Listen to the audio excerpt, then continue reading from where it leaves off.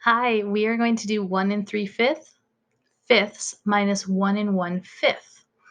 So this one is pretty straightforward because you can just subtract the whole numbers and then subtract the fractions.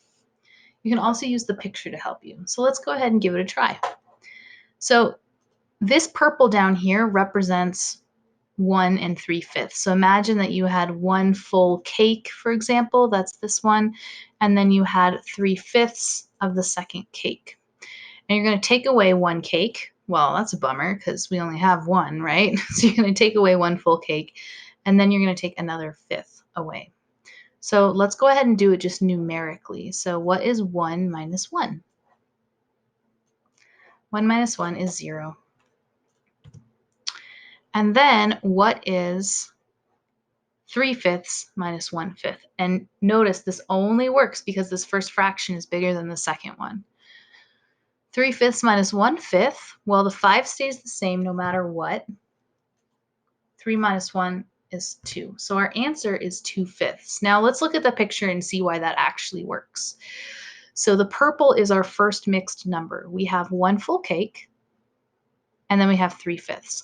Well, we're going to subtract one full cake. So let's go ahead and do that. Click up here and select a full cake and come up to the paint bucket and dye it white. So we're getting rid of one full cake and now get rid of 1/5. So just pick one of these and turn it white.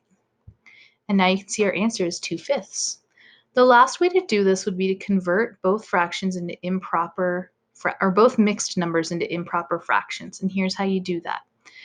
You would take this big one whole and multiply it by 5 because one full cake is 5 pieces. So 1 times 5, which is 5. And then we also had 3 pieces. So add 3, which is 8. So that's 8/5. Now do the same thing over here. One full whole is 5 pieces. So 1 times 5, which is 5, and then you had one more piece, so you add that on.